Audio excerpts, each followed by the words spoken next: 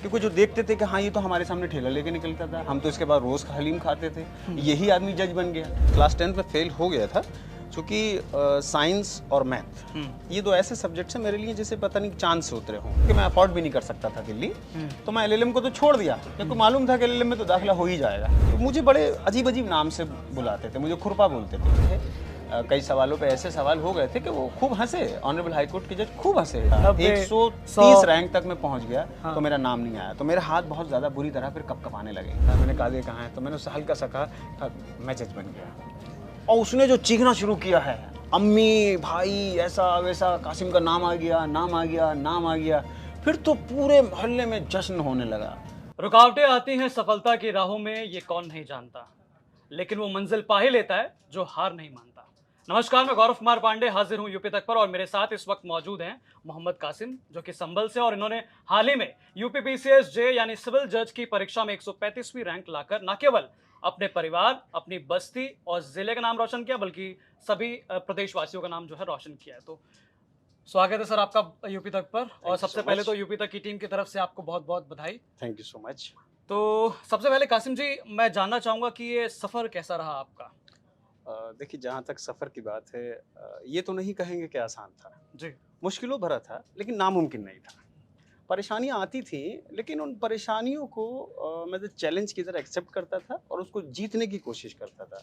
उतार चढ़ाव आए, लेकिन हर एक उतार चढ़ाव में मैंने अपने आप को पाया कि मैंने जीत हासिल की।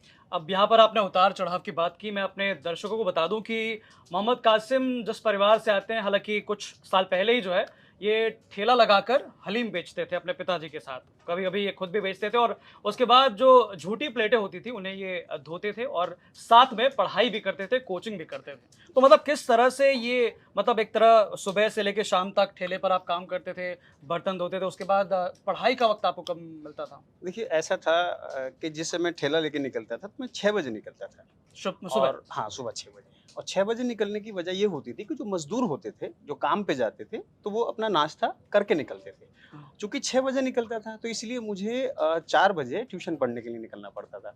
और साढ़े 5 तक या पौने 6 तक मैं ट्यूशन पढ़ के, जो भी मैं इंग्लिश वगैरह पढ़ता था, वो लौट के वापस आ जाता था, और 6 बजे अपने काम पे शुरू।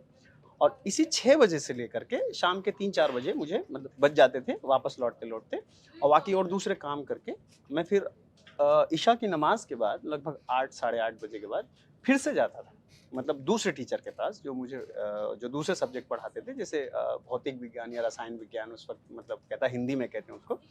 तो मैं इसी तरह से मैनेज करता था, दिन में अपना काम कर लेता था, और सुबह की शिफ्ट में और रात की शिफ्ट में मैं अपनी पढ़ाई कर लेता था।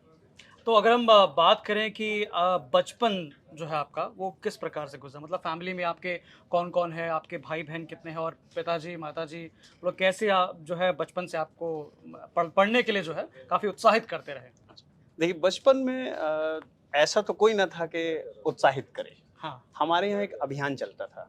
अभियान? हाँ, 2000 के दशक में लगभग एक अभियान चला, और वहाँ क्या किया कि जो मेरे मास्टर साहब थे, जो प्राइमरी स्कूल, सरकारी स्कूल के, क्योंकि बैकवर्ड एरिया था, बहुत ज़्यादा एजुकेशन थी नहीं, तो माँ-बाप को भी ये परवाह नहीं होती थी कि वो अपने बच्चों को स्कूल भेजें। तो मजबूरन उन्हें एक अभियान चलाना पड़ा। तो उसमें जो गली के बच्चे होते थे, उनको पकड़ते थे, ऐसे कि म्युनिसिपैलिटी वाले पकड़ने आ गए। तो उसी तरह मैं भी खेल रहा था, एक बार मुझे पकड़ा और स्कूल ले गए, और मेरा नाम लिख दिया। तो ये कौन से साल की बात हुई, कौन सी ये क्लास में थे लगभग आप? 2000 की बात है। अच्छा। हाँ, तो इसी तरह मुझे पकड़ा, मेरा नाम लिख दिया स्कूल में। मास्टर साहब ने कहा कि कल से स्कूल आना है, तुम्हारा दाखिला हो गया है। मैंने आकर के कहा कि अम्मी से कि मेरा दाखिला हो गया है और मुझे स्कूल जाना है। अब तक घर में ये भी नहीं था कि हाँ, हमने इसका दाखिला करवाना है कि नहीं करवाना है, क्योंकि घर में कोई पढ़ा लिखा नहीं था। अब जब हो गया एडमिशन, तो मेरी किताबें में से 5 से 6 रुपए की एक किताब आती थी उस जमाने में, ज्ञान भारती की, तो उसी में हमारी हिंदी, इंग्लिश, उर्दू सब उसी में होता था, और दुकानदार ने पेन फ्री में दे दिया उसके साथ-साथ। और तकिए का जो कवर होता है, उसमें 2 बंद लगा करके, वो मेरा स्कूल का बैग था। तो तकिए के कवर में जो है मेरा बंद लगा सफर के किया, बाकायदा किताबें उसमें रख के आप उसमें रख स्कूल के, गए। और जो चीनी की बोरी होती है या आटे का कट्टा होता है, वो हमारे बैठने का इंतजाम होता था, और उसको लेकर के हम उसी में किताबें और उसी में कट्टा लेकर के स्कूल चल पड़े।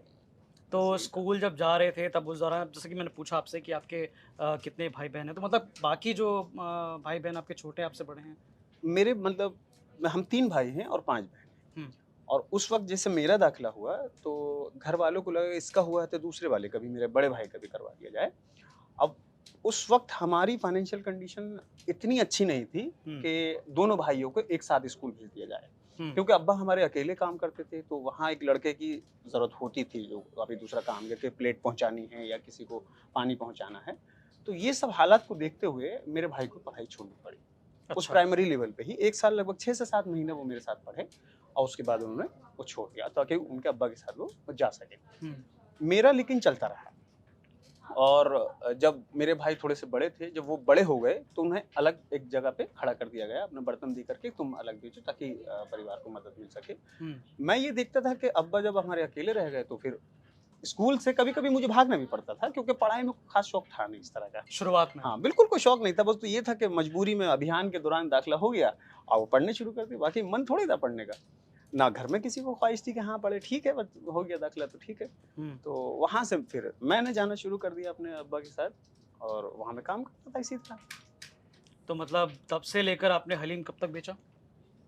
मैंने 2007 से शुरू किया था, 7 से 8 लगभग, और फिर 2012 तक भेजा। जब तक मैं अलीगढ़ मुस्लिम यूनिवर्सिटी नहीं गया, तब तक मैं काम करता रहा।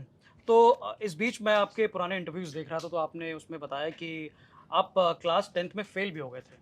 जी, मैं क्लास 10th में फेल हो गया था, चूँकि साइंस और मैथ ये 2 ऐसे सब्जेक्ट्स हैं मेरे लिए जैसे पता नहीं चाँद से उतरे हों। मुझे हिंदी पढ़नी आती थी बस, और हिंदी पढ़नी आती थी और हिंदी के अलावा थोड़ा बहुत उर्दू में मैं नाम वगैरह में लिख लेता, चूँकि हमारे स्कूल में उर्दू भी पढ़ाई जाती थी। साइंस क्या होती है, मैथ क्या होती है, एक बार तो मुझे टीचर ने मारा बहुत, मुझसे साइंस की स्पेलिंग पूछ ली, तो मैं साइंस की स्पेलिंग बता नहीं पाया। तो जब पढ़ा नहीं था तो फेल हो गया, 100 में से केवल 17 ही नंबर ला पाया, 33 भी पूरे नहीं हुए, तो तीनों साइंस में फेल हो गया। तो दोबारा उसी स्कूल से रिपीट किया, स्कूल चेंज किया आपने? नहीं, स्कूल चेंज करना पड़ा, फिर थोड़ा सा ऐसा स्कूल देखा कि जहाँ सख्ती थोड़ी कम हो।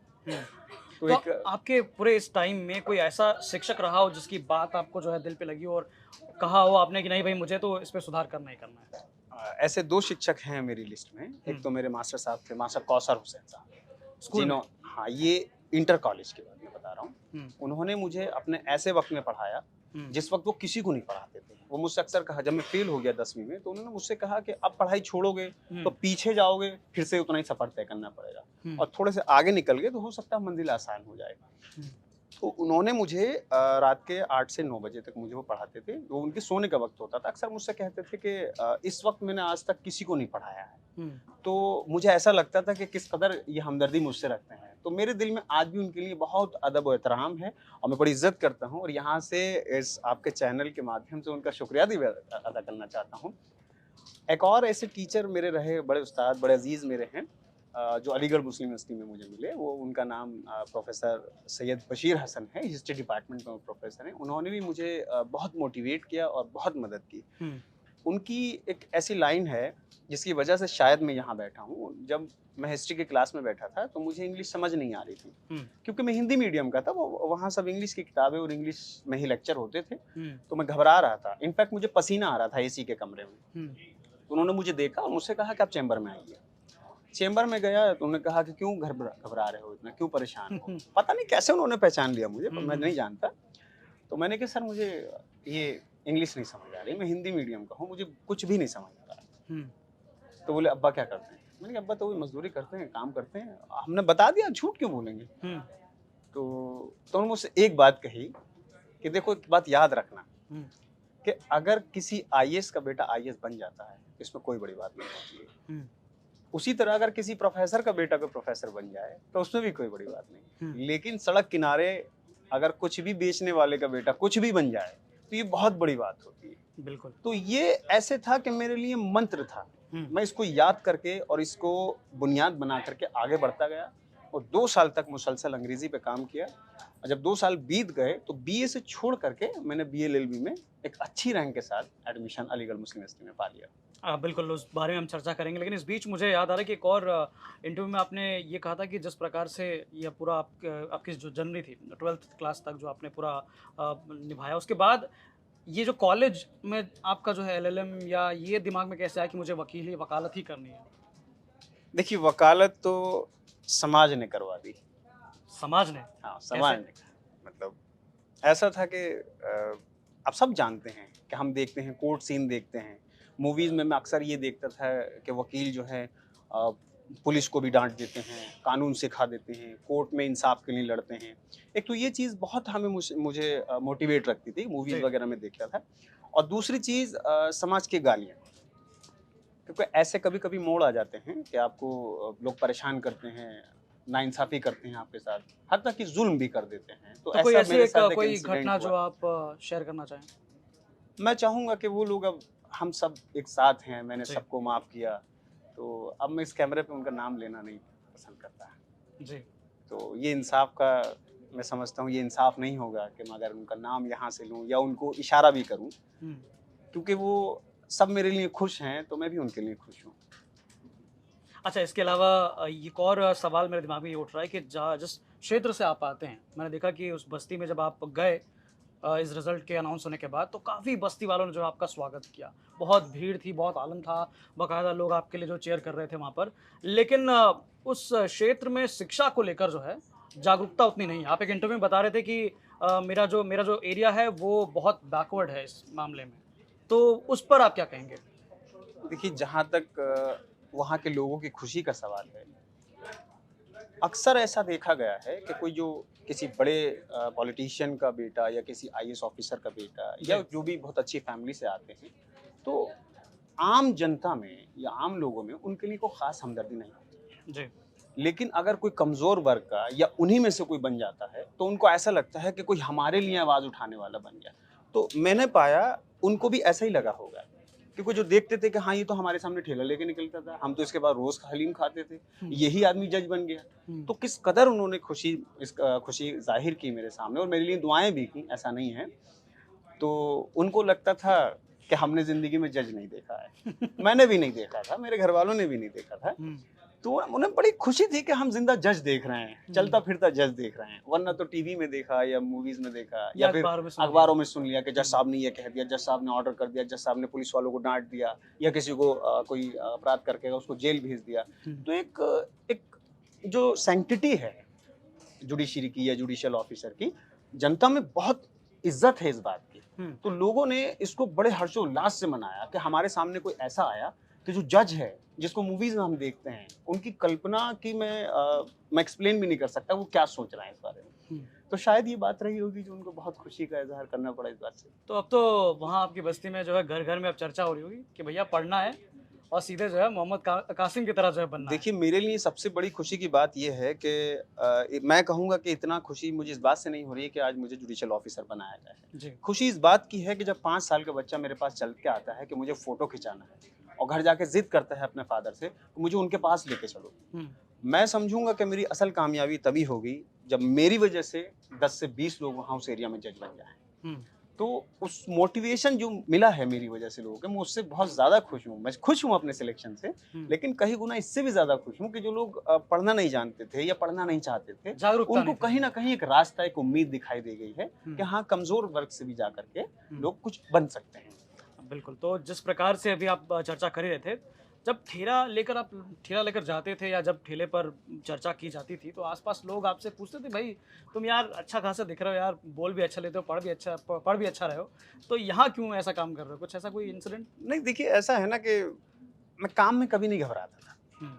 मुझे कभी शर्म नहीं आती थी काम की वजह से, क्योंकि और शर्म आती क्यों? मेरा दोस्ती कोई बड़े लोगों से तो थी नहीं, ना ही मेरा घर परिवार में कोई बड़ा था हुँ। या फिर ऐसा भी नहीं था कि हम पहले ज़मींदार थे, अब हलीम बेचने लगे। हुँ। चूँकि जब हमें शर्म तब आती है जब हमारे दोस्त बड़े-बड़े होते हैं। हुँ। दोस्त रिक्शे वाले थे, मैकेनिक थे, मिस्त्री थे, हुँ। तो शर्म किस बात की? हुँ। हमारे लिए तो यही बहुत बड़ी बात थी कि हम इंटर में पढ़ रहे हैं और हुँ। फिर हलीम बेच रहे हैं। तो लोग कहते भी थे, लोग हुँ। मज़ाक भी बनाते थे, ऐसा नहीं था, लेकिन मैं उस चीज़ पे कभी ध्यान नहीं देता था। हुँ। और बहुत कुछ ऐसे भी होते थे कि मतलब कभी कुछ कह दिया, कभी कुछ कह दिया, तो मैं उनके सामने कभी-कभी अंग्रेज़ी के सेंटेंस बोल दिया करता था। जैसे एग्ज़ाम्पल? हाँ, मेरे सामने एक पेट्रोल पंप था मेरे सामने जहाँ मैं जी। हलीम बेचता था। जी। तो वहाँ लीवर वाले थोड़े से मतलब जो पेट्रोल डालते हैं, हाँ। तो मुझे बड़े अजीब-अजीब नाम से बुलाते थे, मुझे खुरपा बोलते थे वो लोग। जी। हाँ, कि खुरपे हैं तुम्हारे यहाँ मेरे यहाँ मज़दूर हैं ना, चूँकि बहुत गरीब एरिया है, जी। तो जो खुरपा आप समझते होंगे जिससे बिल्कुल, निराई-गुड़ाई बिल्कुल। करते हैं। हाँ। तो बोले लाओ भाई खुरपे, 10 रुपए का हलीम दे दो। तो मैं हुँ। उससे अक्सर एक बात कहता था कि मेरे को अंग्रेज़ी बोलना आता है, तुमको आता है? और तुमसे अच्छा पैसे कमाता हूँ, दोपहर तक तो तुम्हारे 1400 रुपए महीना होंगे, मैं 600-700 रुपए में मतलब कमा लेता हूँ अरे वाह! दोपहर के। हुँ। तो एक तरह से ये ऐसे लोगों के लिए उनके मुंह पे तमाचा है और जवाब है। मैं गया उसी पेट्रोल पंप पे और वही लेबर के लोग शीशा उतरा के हाथ मिला रहे थे, लेकिन मेरे दिल में कोई कलेश नहीं उनके लिए, खुशी से मिला, उनके हार भी पहने और दुआएं भी ली। तो ऐसे तो बहुत लोग मिलते थे, या कोई कुछ कह गया, कोई कुछ कह गया, लेकिन कभी माइंड नहीं किया, पढ़ाई लगातार करता रहा। तो इस पूरे सफर में, मतलब ठेले से लेकर आज आप जज बन रहे हैं, सिविल जज, तो इस पूरे सफर में कभी ऐसा कोई ऐसा पल आया जब आपको लगा कि मैं थक चुका हूँ, अब मुझसे नहीं हो पाएगा? देखिए, ये तो हर दूसरे दिन आती है बात। हर दूसरे दिन आती है और कभी कभी लगता है कि हो पाएगा कि नहीं हो पाएगा, ज्यादातर यही लगता है कि नहीं हो पाएगा। लेकिन एनालिसिस करने के बाद मैंने ये चीज पाई कि जो सीरियस कैंडिडेट होते हैं ये केवल उन्हीं को लगता है, जो सीरियस नहीं है उसे क्यों लगेगा, हो ना हो, क्योंकि वो एग्जाम को बहुत करीब से नहीं देख पाते। तो मैं एस्पिरेंट को यही कहूंगा, जो भी इस बात से घबराते हैं कि हमारा हो पाएगा कि नहीं हो पाएगा, तो वो खुशी मनाएं, ये मान के चलें कि वो बहुत ज्यादा आगे कामयाबी हासिल करेंगे। क्योंकि जो जिसको परवाह है वही परवाह करता है, वही चिंता करता है। बिल्कुल। जो बेपरवाह है उसको चिंता किस बात की। बिल्कुल।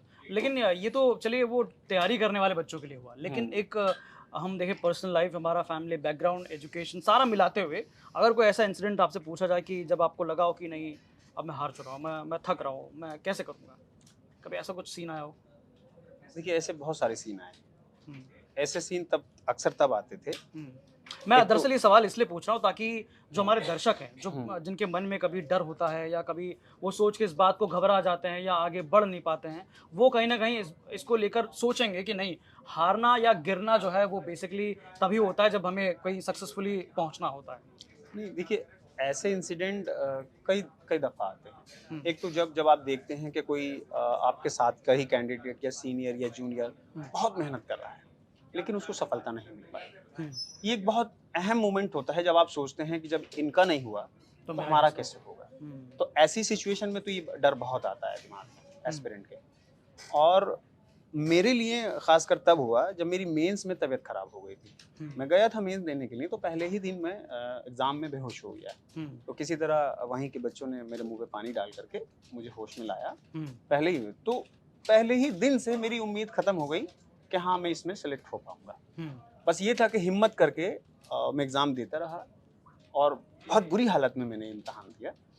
तीनों दिन तबीयत खराब रही, तीनों दिन 1 घंटा नहीं सो पाया, बस ऐसे ही लेटा रहता था, सोचता था कि किसी तरह सुबह हो और इसको निपटा के मुझे जाना है। इनफैक्ट आखिरी वाला जो पेपर था प्रोसीजर का और रेवेन्यू लॉ का, मैंने पूरे इरादा कर लिया कि मैं एग्ज़ाम ये नहीं दूंगा।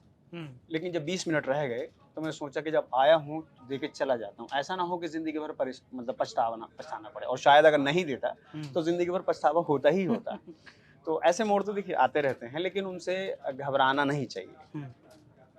और दूसरी चीज़ ये है, अगर हौसले बुलंद हैं और इरादे मजबूत हैं तो मंजिलें बहुत आसान हो जाती हैं। बिल्कुल सही बात है। लेकिन इसी बीच हमने सुना कि आपने एक इंटरव्यू में कहा कि आपके मंगेतर ने भी काफ़ी आपकी मदद की, तो हम जानना चाहेंगे वो कैसे मदद की और कब से वो आपकी लाइफ में आई? हाँ, देखिए, करना शुरू किया। प्रिपरेशन की बात करें तो वो भी इस प्रिपरेशन का अटूट हिस्सा रही हैं, मेरे भाइयों के साथ और या मेरी बहनों के साथ या मेरे माँ बाप, जो भी लोग मेरे लिए दुआ करते हैं, तो उन्होंने भी मेरी बहुत मदद की। हमेशा एक मोटिवेटर की तरह मेरे साथ में खड़ी रही, चाहे वो कोई भी वक्त रहा हो, मुसीबत का वक्त रहो। और आप समझ रहे होंगे मगर मैं कह रहा हूँ कि हर एतबार से उन्होंने मेरी मदद की। तो हर एतबार वाली बात होती है, उसमें सारी चीज़ें इंक्लूड हो जाती हैं। आपकी इमोशनल सपोर्ट करती हैं, कभी कभी फाइनेंशियल सपोर्ट करती हैं, ऐसा नहीं। तो मैं तो उनका भी बड़ा शुक्रगुजार हूँ, यहाँ बैठी हुई है स्टूडियो में। तो I am very very much thankful to her कि वो मेरे साथ हमेशा खड़ी रही। चलिए, ये तो आपकी पर्सनल लाइफ रही। अब हम चलते हैं एग्ज़ाम को लेकर। तो सबसे पहले मैं जानना चाहूँगा, ये यूपी PCS जे जो एग्ज़ाम है, ये एग्ज़ाम जैसे सिविल जज के लिए होता है, तो इसकी क्या क्या इंपॉर्टेंट चीज़ें हैं जो आप हमारे दर्शकों को बताना चाहेंगे? देखिए, जब बताने की जहाँ तक बात है, ये 3 टियर एग्जाम होता है जो अक्सर एस्पिरेंट जानते हैं, उसको बताने की ज़रूरत भी नहीं है। प्री होता है, मेंस होता है और आपका फाइनल इंटरव्यू होता है। तो जहाँ तक अप्रोच की बात है, ये तीनों ही एग्जाम, तीनों स्टेज की तैयारी एक टाइम पे की जाती है। आप ऐसा नहीं कर सकते कि पहले प्री की तैयारी करेंगे, फिर मेंस की तैयारी करेंगे, फिर इंटरव्यू की तैयारी। तो मतलब पहले GS और वो सब हम पढ़ते हैं आप साथ साथ, लॉ के साथ सब एक साथ पढ़ेंगे। आप लॉ भी एक साथ पढ़ेंगे, GS भी एक साथ पढ़ेंगे और इंटरव्यू भी एक साथ पढ़ेंगे। मैं तो ये कहता हूँ कि तैयारी शुरू करने से पहले आपकी इंटरव्यू की तैयारी शुरू हो जाती है, क्योंकि इंटरव्यू की एक फाइनल स्टेज है, लेकिन आपके कमेंसमेंट जो होता है इस तैयारी का, हम्म, वो पहली स्टेज पे हो जाता है जब आप सोचते हैं कि आपको जज बनना है। इसका मतलब सीधा सीधा ये है कि आपको अपनी पर्सनालिटी को जज जैसा बनाना बनाना है। है एग्जैक्टली। और वो आपने आपने सैकड़ों हजारों इंटरव्यू किए होंगे, हम्म, और उसमें हर कैंडिडेट जो सक्सेसफुल होते हैं वो यही कहते हैं कि interview is the personality test. Hmm, तो पर्सनालिटी 1 या 2 दिन का तो खेल है नहीं, और बिल्कुल। ना ही किताबों को पढ़ के पर्सनालिटी को डेवलप किया जा सकता है। बिल्कुल। ये तो एक्सपीरियंस और आपकी सोच और बिहेवियर से डेवलप होता है। हम्म, तो जिस दिन से आप तैयारी करते हैं उसी दिन से आपका इंटरव्यू शुरू हो जाता है, फिर प्री देते हैं, फिर मेंस देते हैं, और फाइनली इस स्टेज को वहाँ पे बोर्ड मेंबर के सामने आप बताते हैं कि हाँ, हम इस तरह के इंसान हैं या इस तरह की पर्सनालिटी हमारी है। तो आपने ये इस एग्जाम की तैयारी कब से शुरू की? एक तैयारी की तो कोई डेट नहीं है, हम्म, क्योंकि डर दिमाग में बहुत था। हम्म, मैं हिंदी मीडियम का लड़का था, तो इंग्लिश मीडियम में मैं लॉ पढ़ा, हम्म, तो वहाँ 6 सब्जेक्ट होते थे। तो मुझे देख के बड़ी खौफ आता था कि कैसे पास करूँगा? अब तक हिंदी में लिख के आया, अंग्रेजी की किताबें नहीं देखी। तो मैं बस अपना 5 साल पूरा ईमानदारी से डर के पढ़ता रहा कि कहीं फेल ना हो जाऊँ, कहीं फेल ना हो जाऊँ। लेकिन जब देखा कि यही चीज़ें जुडिशरी में भी आती हैं, तो मैंने कहा ये तो अच्छा है। तो जो हम एकेडमिक्स के लिए पढ़ते थे, तो थोड़ा-सा उसको और ज़ोर लगा के पढ़ते थे। अगर मान लीजिए ये इंटरव्यू में कैसे पूछा जा सकता है, मेंस में कैसे पूछा जा सकता है, हम्म, या प्री में इसके सवाल कैसे पूछे जा सकते हैं। हम्म, तो तैयारी की कोई डेट नहीं थी। हम पूरा 5 साल ईमानदारी से पढ़े, हम्म, और उसी 5 साल जब ईमानदारी से पढ़ते रहे, तो एक फाइनल ईयर आते-आते कॉन्फिडेंट हो गया मैं कि हाँ, कहीं न कहीं मैं कर सकता हूँ। हम्म, क्योंकि जब सीनियर पूछते थे सवाल कि अच्छा ये बताओ, तो उनके मुँह उसी कॉन्फिडेंस से बताता था, तो वो इस बात को अप्रिशिएट भी करते थे कि आपका अप्रोच बहुत अच्छा है, बहुत डायरेक्ट अप्रोच है और इसको बनाए रखना है। हम्म, ये जब पढ़ता रहा, तो उसी तरह एलएलएम में, दिल्ली यूनिवर्सिटी में मैंने एलएलएम लिया 2019 में, और मुझे ऑल इंडिया रैंक 1 हासिल हुआ उसमें। तो वहाँ मेरा कॉन्फिडेंस और ज़्यादा बढ़ गया। मैं बिल्कुल यही बताने वाला था अगली लाइन में कि भले ही कासिम जी 10वीं में फेल हो, लेकिन डीयू में इन्होंने टॉप किया, एलएलएम में फर्स्ट रैंक। हाँ, तो उसके लिए जब देखा, और एक और चीज़ थी, ड्यू में जाने का मकसद ये भी था कि मेरे यहाँ, मेरे डिपार्टमेंट में, अलीगढ़ मुस्लिम यूनिवर्सिटी में मेरे जितने भी सीनियर थे, उन वहाँ एक नियम सा महसूस होने लगा कि अगर किसी ने एलएलबी किया अलीगढ़ मुस्लिम यूनिवर्सिटी से और एलएलएम किया ड्यू से, तो वो जज बन ही जाता था, और ऑलमोस्ट बन ही जाता था। अब तक मेरे बन ही गए आप तो। रिजल्ट आने से पहले मैं अकेला लड़का ऐसा था जो ड्यू गया हो और जज ना हो। मैं यही सोचता था कि किसी तरह इसको, लेगेसी को मेंटेन किया जाए। तो मुझे जो भी ड्यू के मेरे सीनियर थे, तो उन्होंने मुझे बड़ा अच्छा कॉन्ग्रेचुलेट किया कि हाँ, तुमने लेगेसी को मेंटेन किया हमारी। अब ये है कि जो इस बात से भी लोग मोटिवेट हो रहे हैं कि हम भी ड्यू जाएंगे और एलएलएम करेंगे वहाँ से और जज बनेंगे। तो ये बड़ी अच्छी बात मुझे लगी वहाँ की कि अब जज आसानी से बन सकते हैं ड्यू जा करके। तो आपने 12th की 2010 में? नहीं, 2011 में। 2011 में आपने 12th की, उसके बाद आपने एलएलएम किया, दिल्ली में आके दिल्ली पढ़ाई में किया आपने। जी। इसके बाद आपने एएमयू गया। नहीं, मैं पहले 2012 में अलीगढ़ मुस्लिम यूनिवर्सिटी गया, वहाँ मैंने बीए में दाखिला लिया, क्योंकि इतनी हैसियत नहीं थी कि बीएलएलबी में दाखिला ले लूँ, क्योंकि वहाँ एंट्रेंस क्वालिफाई करना पड़ता था और वो इंग्लिश में होता था टोटल।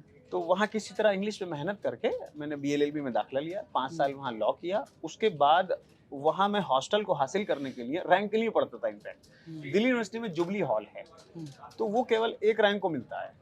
तो जब मैंने देखा कि ये तो बड़ा अच्छा हॉस्टल है, और क्योंकि मैं अफोर्ड भी नहीं कर सकता था दिल्ली, तो मैं एलएलएम को तो छोड़ दिया, क्योंकि मालूम था कि एलएलएम में तो दाखिला हो ही जाएगा। मैंने कहा मुझे रैंक के लिए जुबली हॉल की तैयारी करनी है, और मतलब तो आपने यूनिवर्सिटी के लिए किया ना किया हो, लेकिन हॉल के लिए मैं तैयारी की। रैंक उसके लिए क्योंकि रैंक मुझे लाना था, क्योंकि मुझे हॉस्टल नहीं मिलता, क्योंकि मेरे सीनियर रहते थे वहाँ पे, सैयद आमिर अली, तो उन्होंने मुझसे कहा कि अगर हॉस्टल चाहिए तो रैंक लानी पड़ेगी। तो मैंने मतलब अपने दबे लबों से कमिटमेंट किया, बिना किसी को बताया कि हाँ मुझे रैंक लाना है। कभी किसी से कहा नहीं कि हाँ मेरी रैंक आएगी या नहीं आएगी, बस मन में ये दुआ करता रहता था कि रैंक आ जाएगी तो जुबली मिल जाएगा।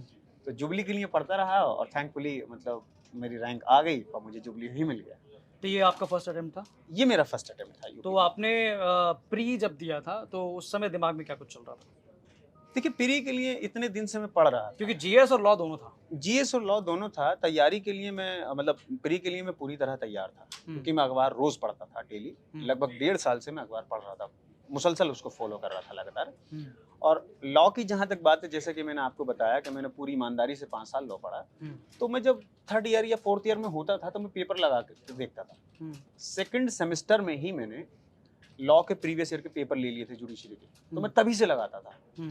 तो मुझे ऐसा लगता था कि मतलब हाँ ठीक है, हो जाएगा, कोई दिक्कत है नहीं। अब जब फाइनल स्टेज आ गई, एग्जाम के करीब आ गया, तो पेपर लगा करके देखे जब, जी। तो अच्छा खासा मैं स्कोर कर रहा था, मतलब मेरिट से बहुत आगे निकल रहा था। तो मुझे लगा कि हाँ ठीक ठाक हो जाएगा।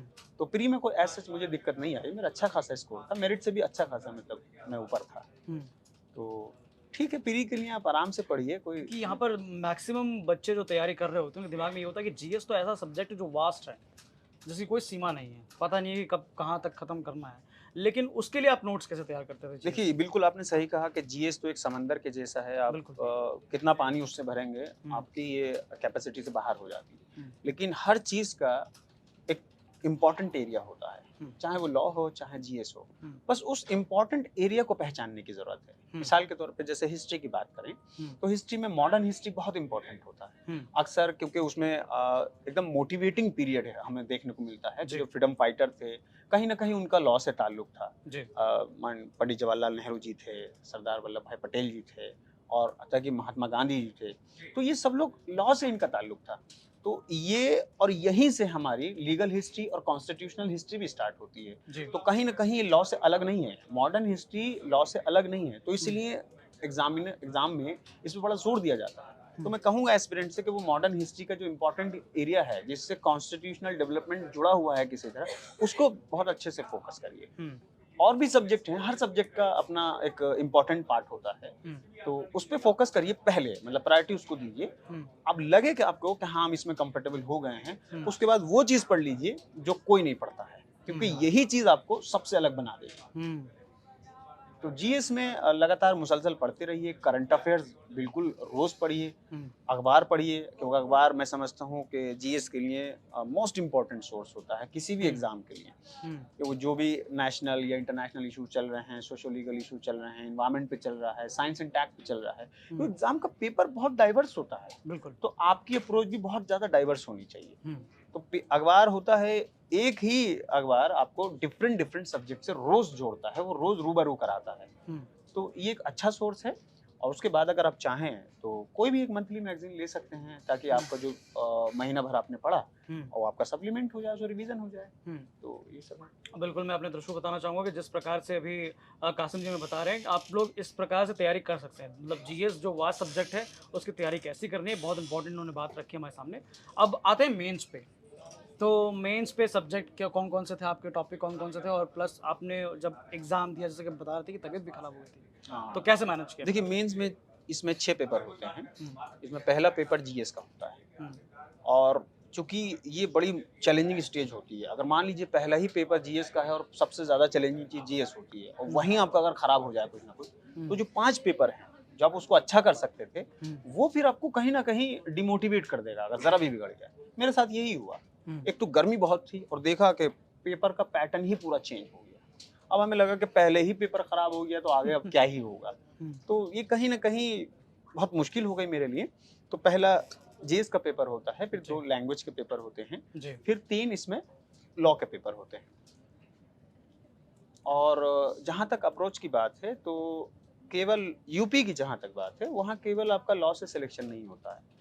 सबसे पहली चीज़ जीएस को आप बहुत इंपॉर्टेंस देना पड़ेगा, और फिर लैंग्वेज के पेपर को बहुत इंपॉर्टेंट देना पड़ेगा, क्योंकि अभी ऐसा हो गया है कि वहाँ 2 पेपर होते हैं लैंग्वेज के, एक हिंदी का होता है और इंग्लिश का होता है। अभी जो बच्चे हिंदी मीडियम के हैं, उनके लिए इंग्लिश एक रॉकेट साइंस की तरह काम करती है, और या जो फिर इंग्लिश मीडियम के हैं, उनके लिए हिंदी बहुत मतलब चैलेंजिंग हो जाती है। मैं अक्सर देख रहा था ट्रांसलेशन के दौरान, तो सब लोग बच्चे अपने हाथ में पेन इस तरह से घुमा रहे थे, तो मैं समझ गया कि इनको कोई वर्ड नहीं आ रहा है। एक वर्ड आया था क्वैगमायर ट्रांसलेशन के लिए, कि स्टूडेंट को गंदी राजनीति में के दलदल में नहीं फंसना चाहिए। तो उसमें क्वैगमायर आता कि student should not get indulge themselves in the bad politics. तो बच्चे क्वैगमायर पर रुके पड़े, एंटायर क्लास। मैंने देखा कि सब लोग रुके पड़े हैं, और मैं देखा अच्छा क्वैगमायर में दलदल होता है इसका, तो क्योंकि मैं हिंदी मीडियम का था और बहुत सारे वर्ड मीनिंग पढ़ रखे थे। तो लैंग्वेज के पेपर पे आप बहुत ध्यान दीजिए, खासकर उन लोगों के लिए जिनका हिंदी और इंग्लिश मिक्स नहीं रहा है मीडियम, क्योंकि मेरे लिए कंफर्टेबल था दोनों चीजें, क्योंकि हिंदी मीडियम का तो मैं था ही था, और इंग्लिश किसी तरह जिद करके मैंने थोड़ी बहुत काम चलाओ अपना सीख ही ली थी। तो लैंग्वेज के मैं यही कहूँगा एस्पिरेंट से कि वो लैंग्वेज के पेपर पे बहुत ज़्यादा फोकस कीजिए, क्योंकि उसमें मार्क्स बहुत अच्छे मिलते हैं, ऑलमोस्ट आपको फुल मार्क्स मिल जाते हैं। और फिर जीएस में मैं बता चुका हूँ। और लॉ वाली जो चीज़ है, जहाँ तक लॉ का सवाल है, तो लॉ में आपको अप्रोच आपका बहुत अलग होना चाहिए। अगर आपको, आप देखिए इसमें लाखों बच्चे बैठते हैं, स्टूडेंट बैठते हैं, और कोई, मैं नहीं कहता कि कोई कमज़ोर होता है, सब एक से एक है। बहुत अच्छी अच्छी कोचिंग से आते हैं लोग, अच्छे अच्छे बैकग्राउंड से आते हैं। तो लॉ में तो आप ये उम्मीद करिए कि सब जानते ही हैं, लेकिन फिर भी हमेशा आपको चमकने की गुंजाइश होती है। एक बड़ा अच्छा स्टेटमेंट है कि be primus inter pares one among equal. तो आपको उस भीड़ में अलग दिखना है, बिल्कुल और उस अलग दिखने के लिए आपकी अप्रोच भी अलग ही होनी होनी चाहिए। चाहिए। तो मैं अक्सर स्टूडेंट या जो भी एस्पिरेंट हैं, मैं उनसे ये कहता हूँ कि अपना अप्रोच डायरेक्ट रखिए। जितना पूछा जा रहा है एकदम वहीं से आंसर शुरू कर दीजिए, और इस अंदाज में आंसर दीजिए कि ना ही तो वो किताब में मिले और ना ही किसी दिए। इतनी भाषा अपनी सिंपल कर लीजिए, और यही चीज़ आपको बहुत आगे ले जाएगी। और शायद मुझे लगता है, क्योंकि मेरे प्रोफेसर थे जहाँ मेरा वो मॉक ले रहे थे, तो उन्होंने मुझे इसी बात है कि तुम आपका अप्रोच बहुत डायरेक्ट है, इसको मेंटेन रखना। तो मैं इसी को मेंटेन किए हुआ हूँ, और यही कहूँगा एस्पिरेंट से कि अपना अप्रोच बनाइए, किसी को मत फॉलो कीजिए, तो ये आपके बहुत काम आएगा। तो कासिम जी, अभी तक हमने समझा कि किस तरह से आपने प्री दिया, मेंस दिया। अब आते हैं इंटरव्यू पे। इंटरव्यू कैसा था, और आप जो इंटरव्यू में जो पैनल बैठता है वो कौन लोग होते हैं? अच्छा, देखिए, जहाँ तक इंटरव्यू की बात है, मैं बहुत अलग बात कहने जा रहा हूँ जी। इंटरव्यू को लेकर के। मैंने अक्सर पाया इंटरव्यू को लोगों ने हवा बना रखा है। अक्सर ये कहते हैं कि इंटरव्यू बहुत मुश्किल होता है, ऐसा होता है, वैसा होता है। मैं एक सेंटेंस कह रहा हूँ, और बड़ी हिम्मत करके कह रहा हूँ कि interview is the easiest part of the preparation. ये ऐसी चीज है जिसको आपको एंजॉय करना है। आप जब देखेंगे इंटरव्यू जा करके, तो आपको लगता है कि मतलब अगर कॉन्फिडेंट हैं आप, जी।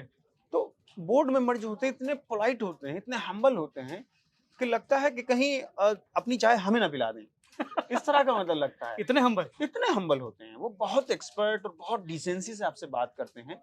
क्योंकि मैं ये सब चीज सुन चुका था, मुझे बोलना आता था पहले से ही, मैं मतलब कोशिश करता था कि मैं कॉन्फिडेंट रहूं।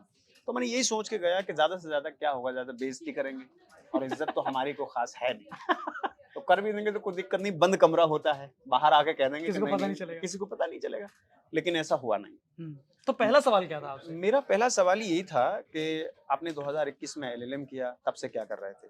तो मैंने इसको सच बताया फौरन कि सर, मैं अपना 100% इस अटेम्प्ट को देना चाहता था, क्योंकि मेरा फर्स्ट अटेम्प्ट है और वैकेंसी लेट है। तो मैं नहीं चाहता कि मुझे बाद में पछताना पड़े।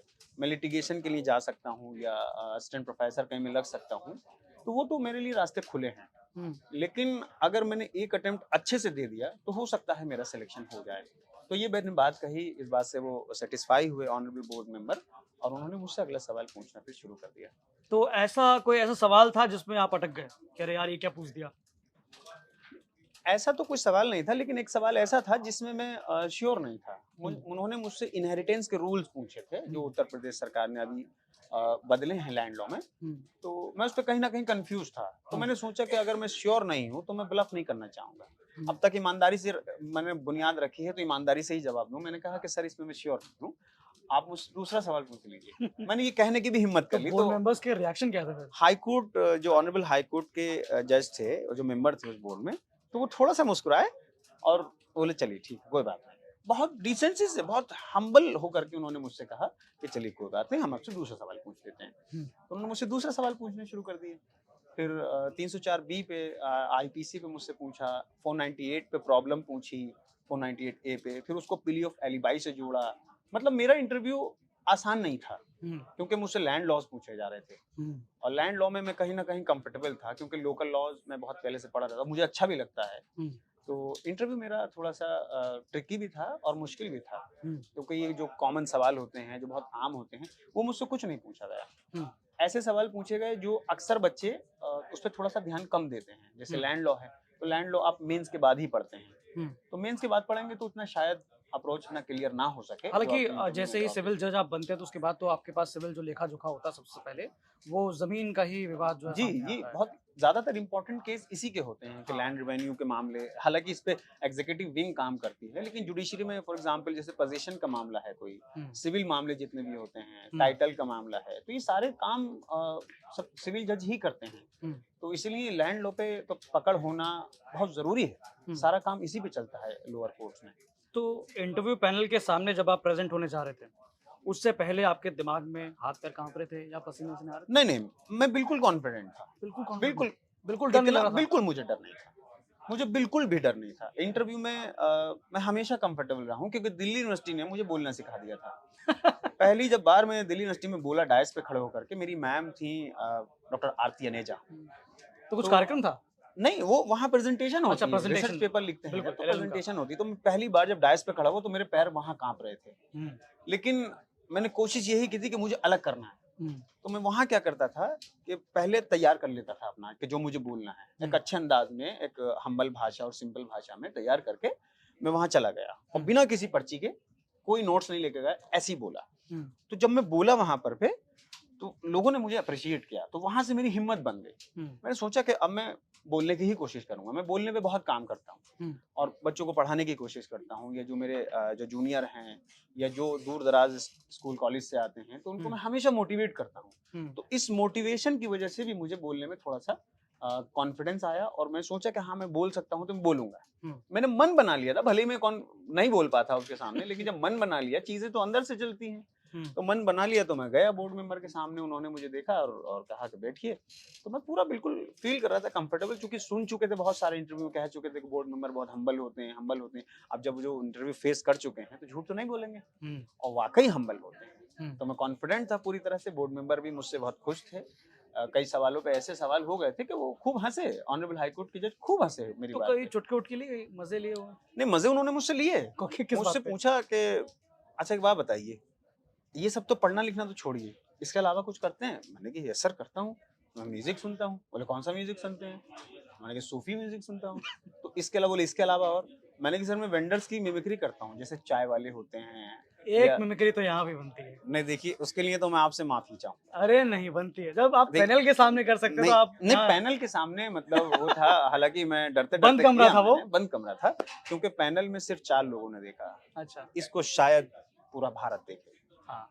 और भारत नहीं, जो दूसरे पड़ोसी मुल्क हैं वो भी देखें। तो मैं समझता हूँ अगर मैं कैमरे पे इस तरह की कोई बात कहूंगा तो हमारी जुडिशरी की जो सैंक्टिटी है उस हाँ, पे वो कहीं ना बिल्कुल। कहीं एक बिल्कुल डिसरेस्पेक्ट रिस्पेक्ट वाला है, बिल्कुल साइन जाएगा। बिल्कुल। तो अब इस पैनल के बाहर आने के बाद, मतलब आपने इंटरव्यू दे दिया, आपका प्री हो गया, मेंस हो गया, सब हो गया, इंटरव्यू दिया है, उसके बाद निकलने के बाद कैसा सुकून सा लग रहा था? देखिए, बर्डन बहुत रिलीज हुआ। हाँ। एक तो ये कि और घर आए फिर क्या किया अब आपने? हो ना हो, ये 3 स्टेज हम पार कर चुके। हाँ। अब हमारे हाथ कुछ नहीं था। हाँ। जो भी था ऊपर वाला अगर हमें सिलेक्ट करेगा तो कर लेगा, वाकई हमारे में कुछ नहीं था। हाँ, इतना जरूर था कि बोर्ड मेंबर ने मुस्कुरा के मुझे रिमार्क दिया, तो ऐसा लग रहा था कि अगर मुझसे हंस रहे हैं वो, मुझसे कई जगह उन्होंने मुझसे ये भी कहा कि वेरी गुड, वेरी गुड। तो मैं सोच रहा मन ही मन कि मेरी गलतियां माफ की जा रही हैं, क्योंकि एक सवाल में बता नहीं पाया था। तो जब ऑनरेबल हाई कोर्ट के जज कह रहे थे कि वेरी गुड, मुझसे केस लॉज पूछे गए, तो मैंने उन्हें 8-9 केस के नाम बता दिए, मतलब फिंगर टिप पे मेरे रहते थे केस लॉज। तो उन्होंने मुझे अच्छा रिमार्क दिया और जाते वक्त कहा कि wish you all the very best, good luck, that we wish you enter the judicial services. तो मुझे ऐसा लगा कि मेरा इंटरव्यू ठीक हुआ है। गारंटी नहीं ली किसी से भी, किसी को कहा भी नहीं कि हाँ अच्छा हुआ, कहा ठीक है, एवरेज हुआ है। और मैं समझता हूँ कि शायद मेरा इंटरव्यू की वजह से ही सिलेक्शन हुआ होगा। तो वहां से घर आ पाए जी। क्या किया सबसे पहला काम आपने? देखिए, घर तो मैं गया नहीं इंटरव्यू दे करके। कहाँ गए थे? क्योंकि मैं अपने वहाँ अलीगढ़ गया था, अलीगढ़ मुस्लिम यूनिवर्सिटी में मेरे दोस्त रहते हैं, तो मैं वहाँ चला गया डिस्कस करने के लिए? हाँ, डिस्कस क्या करने कुछ के लिए, हुआ? क्योंकि ये बात सब जानते हैं कि रिजल्ट बहुत जल्दी डिक्लेयर हो जाते हैं। तो मेरी मदर कहीं ना कहीं बहुत कॉन्फिडेंट रहती थी, मम्मी? और मुझे उनके कॉन्फिडेंस से और इस उम्मीद से डर भी लगता था कि खुदा ना खास्ता अगर नहीं हुआ तो दिल ना बैठ जाएगा। तो मैंने कहा कि मैं घर आना चाहता हूँ। तो बोले ना ना, घर नहीं आना, बन के ही आना।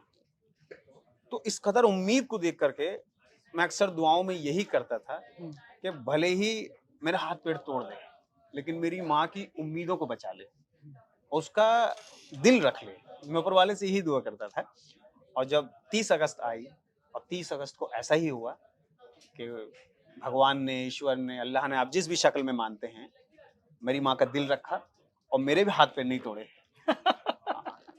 तो मुझे बड़ी खुशी थी कि रिजल्ट आपने कहाँ देखा? घर पे, अलीगढ़ में? नहीं, मैं अलीगढ़ में था, मैं चाय के कैंटीन पे बैठा हुआ था, तो वहाँ अचानक एक पीडीएफ के लिए नोटिफिकेशन आया, तो मैं देखा कि रिजल्ट आ गया। जैसे ही रिजल्ट देखा तो हाथ जो है कपकपाने लगे। क्या करूं? हाँ, हाथ शिवरिंग होने लगी। तो आप आसपास कौन था आपके? मेरे दोस्त थे, डॉक्टर रहबर, हिंदी डिपार्टमेंट में पीएचडी करते हैं, और वो मेरे साथ थे। तो जब मैंने रिजल्ट देखा तो मैंने रोल नंबर नहीं डाला अपना, क्योंकि रोल नंबर अगर डाल देता तो एक सेकंड में ये फैसला हो जाता कि आप जज हैं या नहीं हैं। हाँ। तो मैंने क्या कि मैं इस पीडीएफ को पढ़ के देखूंगा। तो मैं पीडीएफ पढ़ता रहा 3 पेज निकल गए। 1 2 3 तीन 4 हाँ, लगातार चलते 3 रहे, पेज मतलब 80 पढ़ता रहा 90 130 100। रैंक तक मैं पहुंच गया। हाँ। तो मेरा नाम नहीं आया, तो मेरे हाथ बहुत ज्यादा बुरी तरह फिर कपकपाने लगे हाँ। कि अब तक मेरा नहीं बना। नीचे और 3 पेज बचे हैं, 6 पेज का पीडीएफ था। तो जैसे ही मैंने देखा 134 और 135, मैं एकदम झटके मतलब से। उस फीलिंग को एक्सप्लेन करना मैं समझता हूँ मुश्किल है, बहुत नामुमकिन है। अब मुझे यकीन नहीं हो रहा कि मेरा नाम है। मैं बार-बार स्पेलिंग चेक करता था, बार-बार रोल नंबर देखता था। हॉल टिकट निकाला और उनसे कहा कि ज़रा देखो मेरा ही है क्या? तो मैं पूरा मैं काँप रहा था। उन्होंने मुझे मतलब अपने आगोश में लिया और टाइट हग किया कि बोले तुम चिंता मत करो, तुम्हारा ही है। तो ऐसा लगता था कि सारी दुनिया बदल गई, सब कुछ बदल गया। मैं लाइन खींचता था पेन पे, मतलब कॉपी पे, और निब रखता था पेन के उस पे कि अगर इस तरफ गिरा तो जनरेशन चेंज, नस्लें बदल जाएंगी, और अगर इस तरफ गिरा तो आम आदमी तो हूँ ही। तो मैं इस तरफ गिरा तो मुझे लगा मतलब कि हाँ, अब कहीं ना कहीं एक सुकून है। मैं आगे लोगों के लिए इंसाफ भी कर सकता हूँ, अपने घर परिवार की दशा भी सुधार सकता हूँ, अपने यहाँ जो कमज़ोर लोग हैं उनकी भी मदद कर सकता हूँ किसी भी तरह, या उनको मोटिवेट करके, पढ़ा के, लिखा के। क्योंकि जब आप कुछ बन जाते हैं तो आपकी बात में वैल्यू ज़्यादा होती है। बिल्कुल। आप अगर सिलेक्टेड हैं तो लोग आपसे मोटिवेट होकर के पूछेंगे भी और आपकी बात को मानेंगे भी। और अगर आप सिलेक्टेड नहीं हैं तो लोग यही कहते हैं कि इनका खुद का तो हुआ नहीं, ये दूसरों को ज्ञान देने चले आए। तो कोशिश मैं अब यही करूंगा कि मैं अपनी वजह से अगर जो भी मेरी वजह से कुछ बन पाए तो मैं उसमें अपना 100% दूंगा। जितने मानदेय से पहले देता था अब भी दूंगा। तो यहाँ रिजल्ट आपने देखा, आप कंफर्म हो गए यहाँ सिर्फ मेरा ही नाम है। तो घर पे सबसे पहले किसको बताया? फोन किया हुआ? अलीगढ़ में था? हाँ, मैं जब फोन कर रहा था किसको फोन किया आपने? तो मैंने अपना भाई है कादिर, हाँ। छोटा वाला, हाँ। तो मैंने उसको फोन किया। हाँ। तो पहले तो मैंने पहले माहौल बनाऊं, मैंने कादिर कहाँ है, क्योंकि मैं भी थोड़ा नर्वस ऐसा सा फील कर रहा था। मैंने कादिर कहाँ है, तो मैंने उससे हल्का सा कहा मैं जज बन गया। और उसने जो चीखना शुरू किया है, अम्मी भाई ऐसा वैसा, कासिम का नाम आ गया, नाम आ गया, नाम आ गया।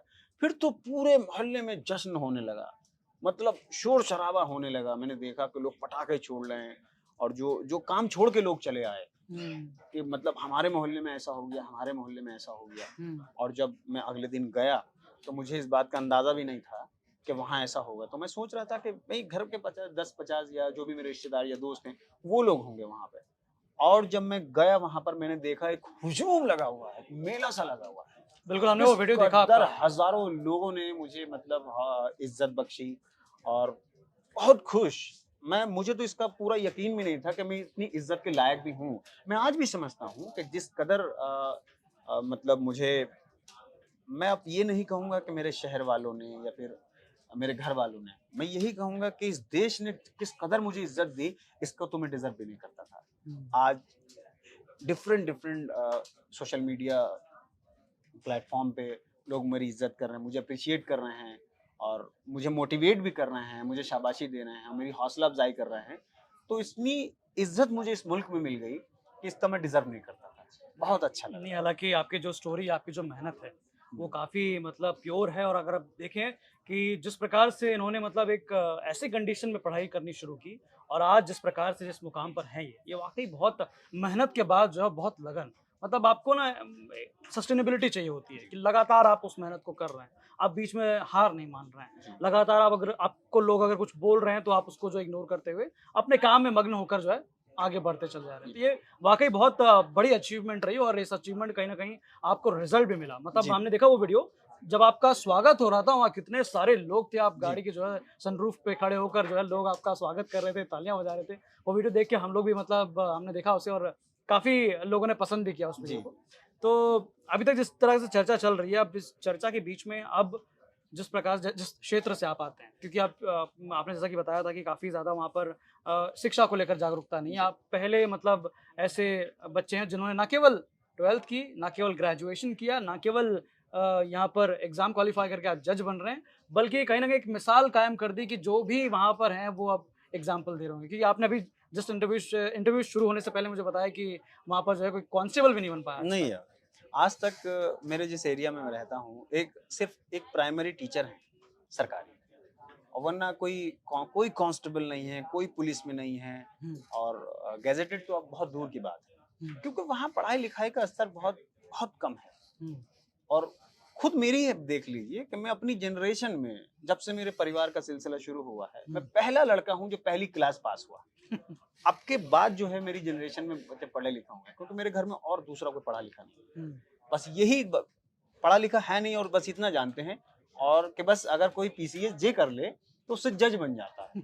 वाकई कुछ नहीं है, बहुत एरिया बहुत बैकवर्ड है, मजदूर ज्यादातर वहाँ लोग रहते हैं, पढ़े लिखे लोग नहीं हैं। हाँ, लेकिन ये है कि अब मैं उम्मीद करता हूँ कि इस रिजल्ट के आने के बाद लोगों में उम्मीदें जगी हैं, आशाएं आई हैं, और अब सुधार होने के बहुत चांसेस हैं वहाँ। तो आप क्या संदेश देना चाहेंगे अपने लोगों को?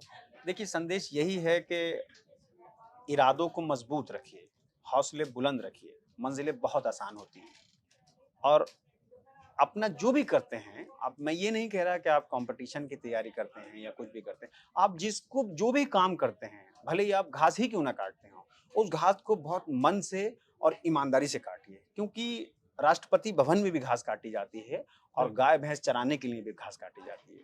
तो मैं कोशिश यही करूंगा कि आप ऐसी घास काटिए कि आप जैसी कोई घास नहीं काट सके। तो वही चीज आप एजुकेशन पे भी लागू कीजिए, आप ऐसे पढ़िए कि आप जैसा कोई ना पढ़ सके। तो बस यही संदेश है, ईमानदार रहिए अपने काम में भी, अपनी जिम्मेदारियों में, और अपनी शिक्षा को लेकर के माँ बाप के हमेशा मान सम्मान को अपने दिमाग में रखिए। अगर आप ये करेंगे तो मैं समझता हूँ कि कामयाबी बहुत बड़ी चीज नहीं है, कोई भी एग्जाम बहुत बड़ी चीज नहीं है। माँ बाप की दुआएं लेते रहिए, और उनके बिना कुछ नहीं। तो अभी आपका ठेला लग रहा है?